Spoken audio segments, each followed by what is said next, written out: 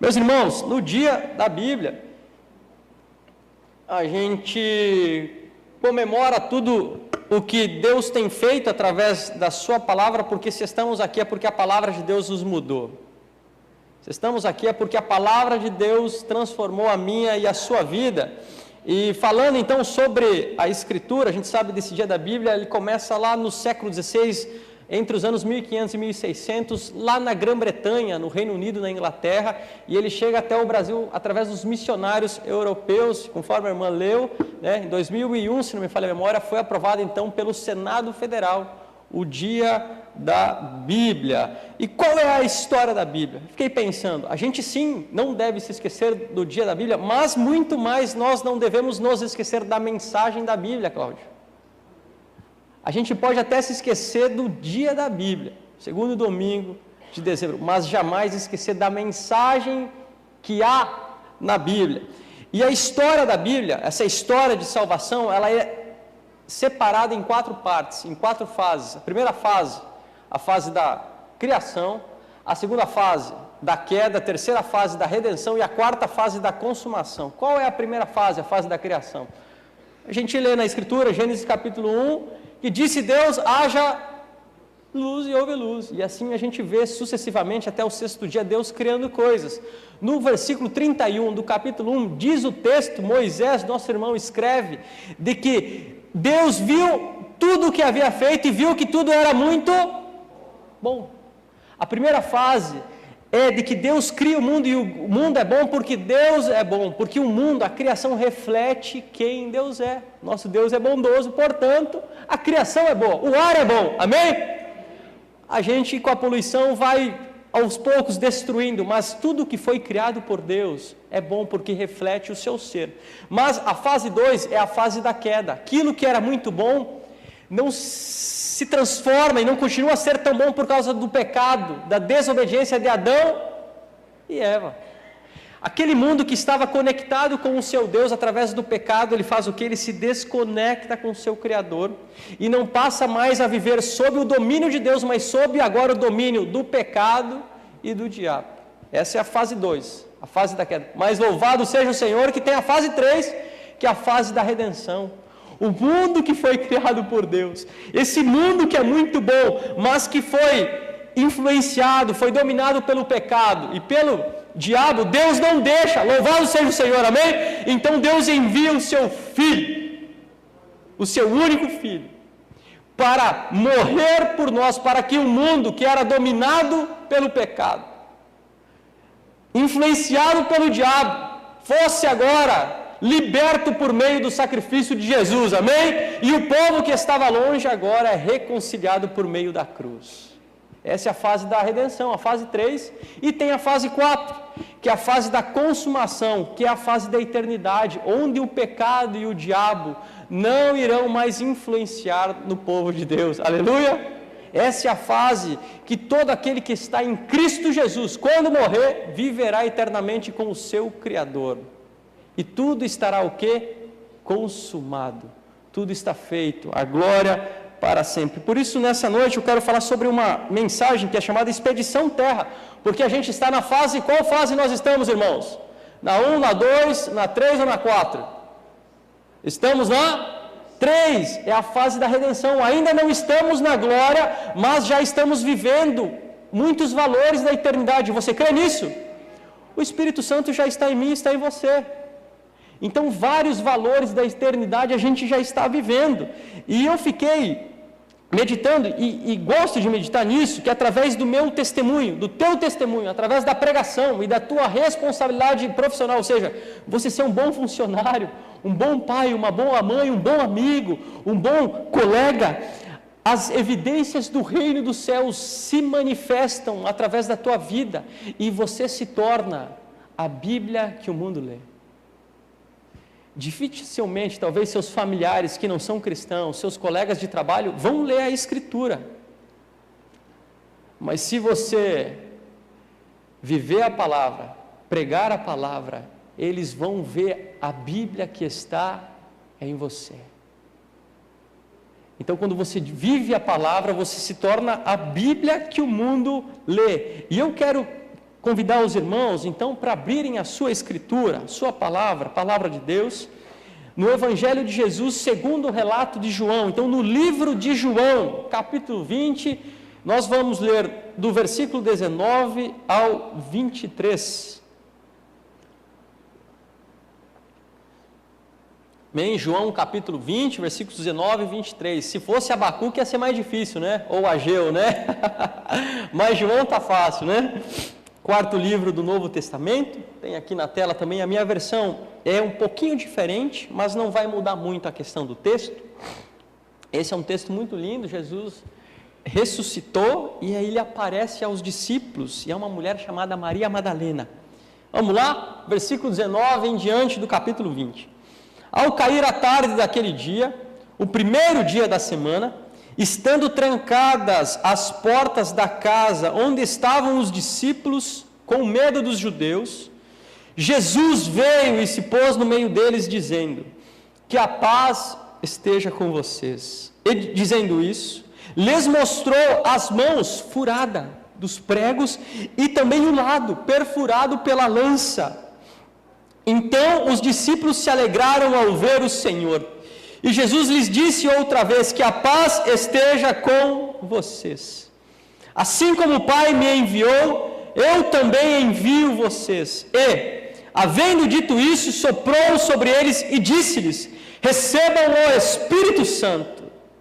Se de algum de vocês perdoarem os pecados, são-lhes perdoados. Mas, se os retiverem, são retidos.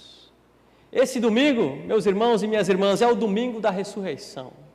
E pela madrugada, no início do capítulo 20, diz que aquela mulher, Maria Madalena, da qual Jesus expulsara 7 demônios, ela lembra de que Jesus disse que ele iria morrer, mas que ao terceiro dia ele iria o quê? Ressuscitar. Então, pela madrugada, o texto diz, essa mulher que era apaixonada pelo Senhor, ela sabia o que Deus havia feito por ela, sai correndo da onde está e vai até o túmulo de Jesus. Vocês se lembram que Jesus foi enterrado numa caverna e tinha uma pedra. Quando ela chega naquele túmulo, a pedra havia sido removida.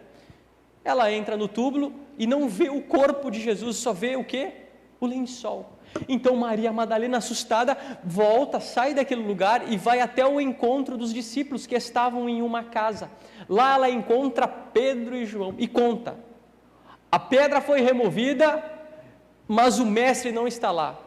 Nossos irmãos Pedro e João, e a gente sabe que Pedro era um cara esquentado, apressado. O que Pedro faz? Pega João e sai correndo.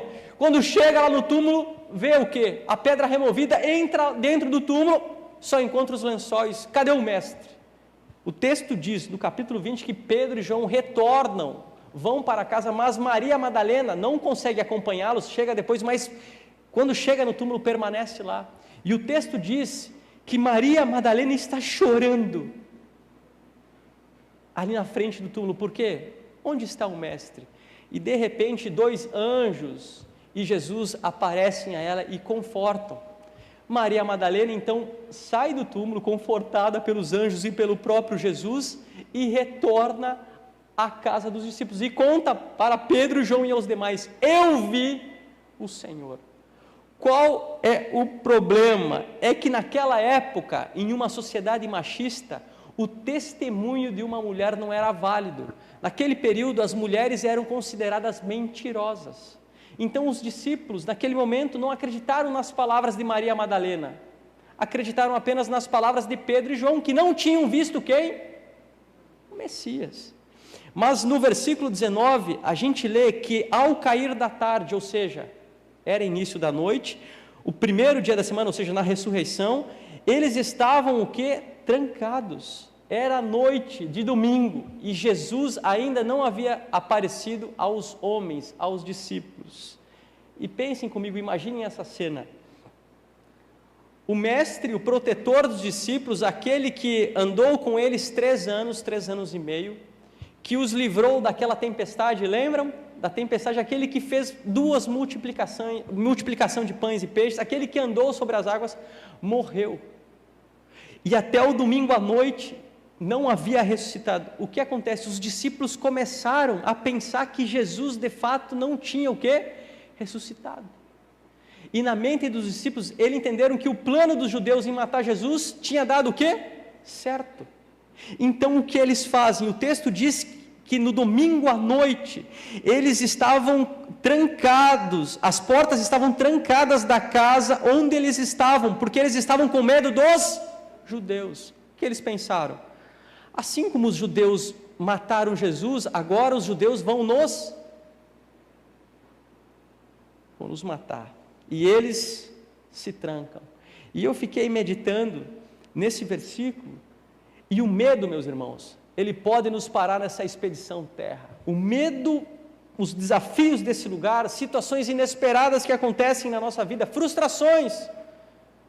Estava falando com os colegas hoje de Xanxerê, Chapecó, essa madrugada, na região oeste, choveu muito, e um dos irmãos de uma das nossas igrejas lá em Xanxerê, a água tomou a empresa, e perdeu muitas coisas. Situação inesperada. Você está na sua casa dormindo e daqui a pouco uma chuva invade a tua empresa e tu perde um monte de coisa.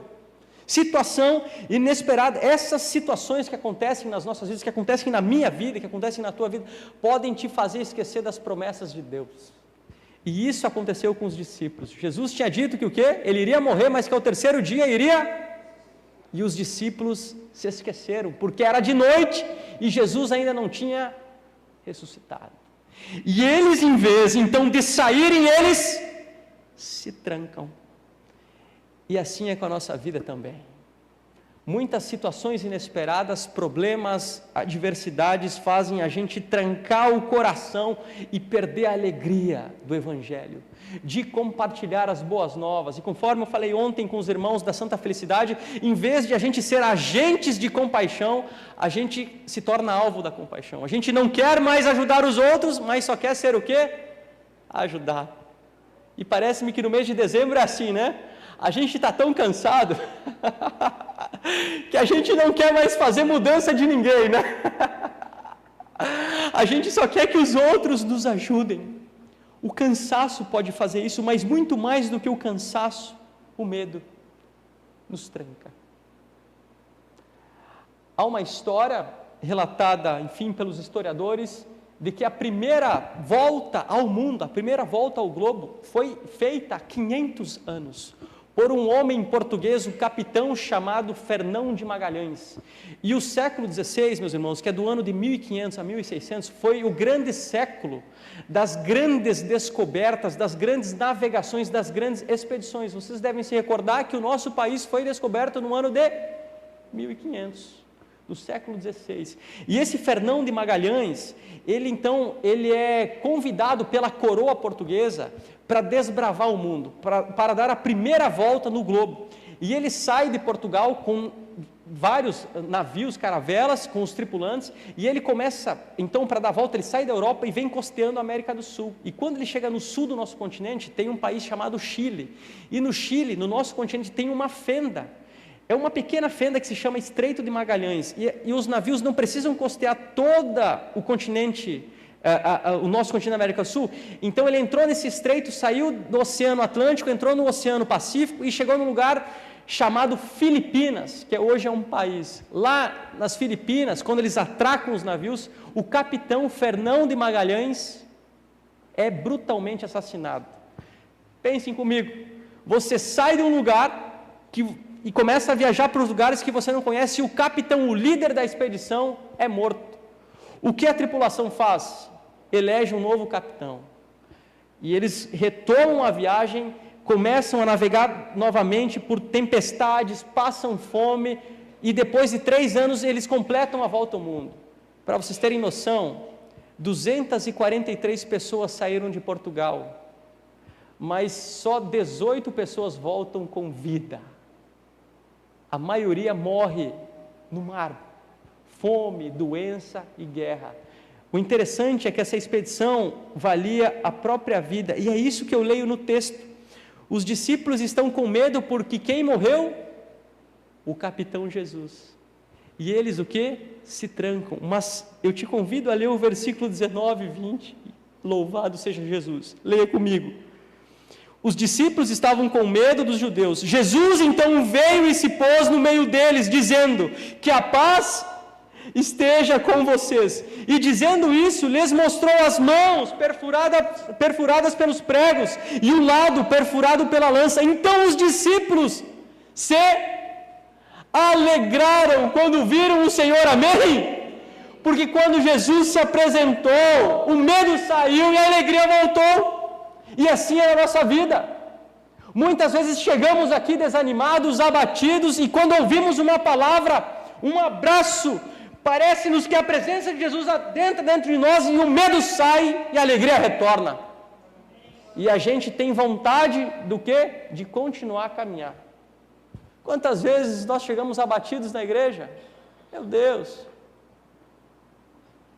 E você vem num culto, sente a presença de Deus, ouve a palavra e sai daqui animado, sai daqui cheio do Espírito Santo, encorajado para continuar a caminhada cristã, porque você sente a paz de Deus.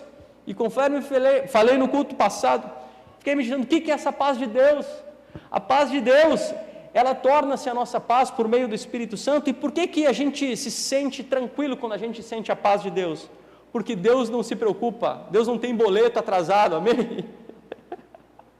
Deus não é pego de surpresa pelas enchentes, Deus não tem preocupação com o dia de amanhã, Deus é soberano, Deus não tem ansiedade. Quão ansiosos nós somos por tantas situações, só eu sou, você também é um pouquinho ansioso, Cláudio? Quantas vezes a gente é ansioso? Mas Deus não é ansioso, Deus não tem depressão, Deus não tem crise de identidade dos 40 anos, né, aos homens. Deus não tem esse tipo de crise, tudo está sob o seu controle, tudo está sob o seu domínio. É por isso que quando a gente sente a presença de Deus, e a palavra fala ao nosso coração, tudo se acalma, amém? Quantas vezes, meus irmãos e minhas irmãs, a gente está com medo, está amedrontado, está ansioso, e alguém fala uma palavra que vai ao nosso coração, e tudo, a gente sente a presença de Deus, e tudo se acalma, porque a tranquilidade que está no coração de Deus, entra dentro de nós também. O vento se aquieta, o mar se acalma, e a gente pode continuar navegando com o nosso capitão, amém? Porque o capitão voltou, ele morreu, ressuscitou e está vivo. E a gente volta nessa expedição. E Jesus disse, se você ler comigo no versículo 21, e Jesus lhes disse outra vez, os discípulos estavam com tanto medo que eles precisaram ouvir 2 vezes a mesma frase, que a paz esteja com vocês. E ele diz, assim como o Pai me enviou, eu também envio vocês. Deus Pai envia o Deus Filho, o seu único Filho unigênito, para reconectar os filhos e filhas que estavam o quê? Perdidos. Quando Ele morre na cruz, Ele, através do seu sangue, nos purifica de todo o pecado. Nós voltamos para Deus, então Jesus ascende aos céus e envia quem? O Espírito Santo. E agora a missão que iniciou com Jesus, com os apóstolos e com os discípulos, continua através da minha e da tua vida. Porque o Espírito que estava em Jesus está em ti, meu irmão e minha irmã. A gente lê no versículo 22, e havendo dito isso, soprou-lhes e disse, recebam o Espírito. Recebam o Espírito Santo. E a gente começa a entender que o Espírito que fez tantas coisas por meio de Jesus e dos apóstolos, Ele também deseja fazer através das nossas vidas.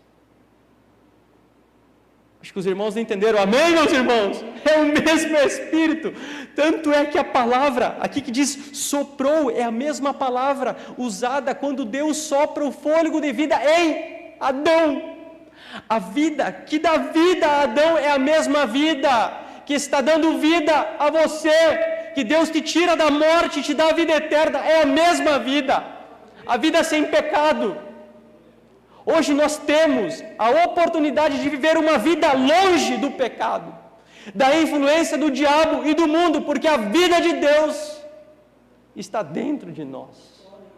soprou-lhes o Espírito Santo, e nós nos alegramos porque o Espírito Santo é a certeza de que Deus Pai e Deus Filho estão em você, e que se você tem o Espírito Santo, a Escritura testifica isso lá em Romanos 8, de que você é filha e filho de Deus, e que o teu nome está escrito no livro da vida. Não são obras, não é dinheiro, não é performance, o que te garante a eternidade é a presença do Espírito. O Espírito é o penhor da salvação, a garantia de que iremos passar a eternidade com o nosso Deus. Nada menos do que isso, é esse Espírito, que há pouco tempo nos deu uma experiência fantástica lá em Chapecó. Durante a semana nós temos pequenos grupos com os jovens, e o líder de louvor, ele abriu um pequeno grupo principalmente para convidar os seus colegas de trabalho, e um dos colegas de trabalho dele tem problema de visão. Rapaz novo, está perdendo a visão, e há uma grande probabilidade nos próximos anos de ficar cego. E ele começou a frequentar esses pequenos grupos porque ele tem o desejo de encontrar Jesus. Está indo nos pequenos grupos, ouvindo sobre a palavra, e nesse dia específico que ele foi lá, o pessoal, quando ele disse isso, abriu o coração, quero ter um encontro com Jesus, o pessoal orou com ele, explicou o evangelho, e esse rapaz que está perdendo a visão, ele voltou para casa, e o nosso líder, o Doug, depois ele mandou uma mensagem contando que esse colega dele não foi acordado durante a noite porque teve uma experiência, estava dormindo e de repente se sentiu incomodado, acordou. Conforme eu falei, ele tem a visão limitada, mas de repente, quando ele acorda, ele vê uma imagem, e ele disse que parecia Jesus, com uma luz muito forte. Aquela luz era tão forte que ele não conseguia abrir os olhos. E diz que naquele momento, esse rapaz contando, que parecia que ele tinha sido curado, mas ele não foi, até hoje ele não foi curado. Mas a gente teve a revelação dessa experiência que esse rapaz teve, porque um jovem chamado Ismael da nossa igreja estava nesse pequeno grupo, e ouviu, quando esse colega de trabalho disse que queria conhecer Jesus, disse que esse jovem da nossa igreja, Ismael, saiu do pequeno grupo, foi para casa e começou a ler a Bíblia, e começou a orar de madrugada, para que aquele jovem, o colega de trabalho Douglas, tivesse um encontro com Jesus. Pasmem, o horário que esse colega do Douglas acordou e teve essa experiência com Jesus, era o mesmo horário que o Ismael estava orando de madrugada, amém? Jesus acordou aquele rapaz porque tinha um jovem orando de madrugada pela vida dele. O que a gente faz aqui vai reverberar em pessoas que não buscam a Deus e que não amam a Deus por causa do Espírito Santo que está em ti. Mesmo estando aqui, Cláudio, nós podemos servir a Deus no mundo, porque o Espírito que está aqui se move em todos os lugares. A questão é que o versículo 23 é a chave do nosso entendimento, que é um texto que nos faz entender o peso da nossa responsabilidade, que diz assim, versículo 23, se você puder me acompanhar. Jesus diz aos discípulos: se de alguns vocês perdoarem os pecados, são-lhes perdoados. Mas se vocês os reterem, ou seja, se vocês não perdoarem, os pecados são o quê? Retidos. Esse é o peso da nossa responsabilidade como povo da palavra. Por quê? Através da palavra vivida e falada, pessoas terão seus pecados e perdoados através do teu testemunho e da pregação, amém? Pessoas serão transformadas, mas através da palavra vivida e falada, nós também veremos pessoas o que? Endurecendo o coração, e o perdão vai ser retido. A palavra que tem o poder de quebrantar, de curar e transformar, também tem o poder de endurecer. Esse é o peso da nossa responsabilidade, meus irmãos, que se a gente também se omitir de ser o povo da palavra, o povo da Escritura, pecados não serão perdoados e pessoas não serão transformadas. Esse é o peso da nossa responsabilidade. Eu quero encerrar por aqui, logo é o meu horário de ônibus. Eu quero terminar com uma história, conforme já contei antes, talvez a história mais impactante da minha vida com adolescentes até o momento. Estava em Brasília em 2021, fui para um evento chamado Mobiliza Brasil, nosso evento de jovens nacional. E Brasília, como se alguém já foi para lá, sabe que Brasília é muito quente e muito seco. Às vezes a umidade de Brasília chega a 15%, é muito seco. E no domingo, de manhã, todos os jovens que estavam no evento foram ali para a região do Palácio do Planalto. A gente foi orar ali pelas autoridades, e quando acabou esse momento de oração, cada um foi almoçar. E eu, a minha esposa, Rafinha, e a minha sogra, a gente foi do lado da torre de TV, que tem uma feirinha, então é um espaço para as pessoas realizarem as refeições. Quando a gente chega lá, estava muito quente, eu não sei por que cargas da água, eu pedi para minha sogra pegar uma marmita, eu não estava pedindo, pega uma marmita. Minha esposa foi experimentar umas comidas baianas, ela gosta disso, claro, sempre experimentar alguma coisa, eu não quis me arriscar, eu falei, vou querer uma marmita também, dona Rosa. Ela trouxe 2 marmitas, e eu confesso que estava muito quente, eu só comi, peguei umas 2, 3 vezes e não consegui mais comer. Estava muito quente, eu não conseguia comida quente. Daqui a pouco começo a ver um rapazinho, um menininho, um adolescente. Ele começou a ir nas mesas dos jovens, a boa parte do pessoal que estava lá eram jovens do evento. E ele começou a ir nas mesas, e eu percebi que o pessoal dava um pedaço de lanche para ele, dava um copo de suco, o resto que tinha, e ele começou a comer isso aí. De repente ele chega próximo, uma mesa bem perto da nossa, e eu estava com o quê? Com a marmita. Fiquei um pouco constrangido, a Evelyn estava do meu lado, a dona Rose também, peguei aquela marmita e fui até a mesa. Cheguei com a marmita ali e falei para ele assim, confesso para vocês, até um pouco envergonhado, encabulado, poxa, não estou dando algo novo, estou dando algo que eu já tinha experimentado. E aí eu falei para ele, tu aceita essa marmita? Eu falei, eu só comi um pouquinho. E aí ele já me quebrou na primeira resposta dele, o menininho, ele falou assim, eu como qualquer coisa. Aí eu já me constrangi. Peguei aquela marmita, começou a comer, eu sentei do lado dele e comecei a pedir a história dele. Menino de 12 anos, vivia com um padrasto e com a mãe, porque o pai batia na mãe, então a mãe se separou, vivia com o padrasto. Eu pedi, e o padrasto? Ele falou, o padrasto é gente boa. Era 1h da tarde, essa era a primeira refeição dele. Perguntei a idade dele, quantos anos você tem? 12. Ele estava com uma caixa de isopor com aquela alça, e ele tinha 100 paçocas, e ele falou assim, eu preciso vender todas as paçocas, porque senão eu não posso voltar para casa. Era 1h da tarde, ele tinha vendido 20 paçocas, então ainda tinha quantas? 80, 1h da tarde.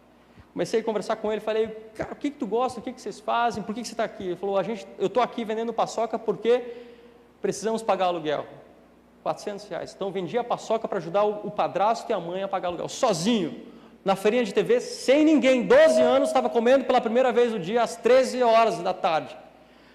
Falei para ele, a gente vai dar um jeito e vai conseguir te ajudar. Juntamos dinheiro lá, compramos todas as paçocas, sobrou, e ainda sobrou. Comecei a conversar com ele, ele me disse, pastor, tenho um sonho, comprar uma bicicleta, 12 anos, daí eu fiquei lembrando, meu irmão tinha naquele tempo 12 anos, bicicleta, videogame, tudo jogado, o sonho desse menino era comprar uma bicicleta com 12 anos. Continuando a conversa, de repente ele me olha, está finalizando a refeição, e ele me faz talvez a pergunta mais constrangedora para mim. Ele disse, pastor, posso te fazer um pedido? Posso? Eu falei, claro que pode. E ele falou, pastor, você pode orar para que as famílias sejam felizes? Aí eu me segurei daí. O sonho desse menino, o pedido desse menino, a oração desse menino, era que as famílias fossem felizes. Com 12 anos. Talvez foi a oração mais difícil que eu fiz na minha vida. Eu nem sei se eu orei naquele momento lá. E aí eu entendi que a mensagem da Escritura é uma mensagem que diz que em Cristo Jesus há perdão dos pecados, amém? Mas que em Cristo Jesus também existe a felicidade que tantos procuram.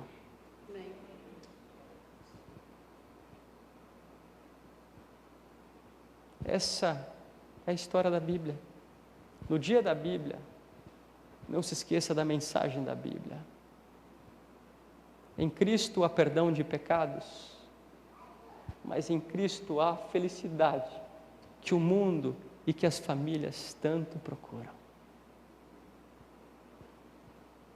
A questão é a gente ir, proclamar, viver, porque quando a gente fizer isso, o pecado de muitos será perdoado, vidas serão resgatadas e famílias restauradas. Mesmo sentado, vamos orar?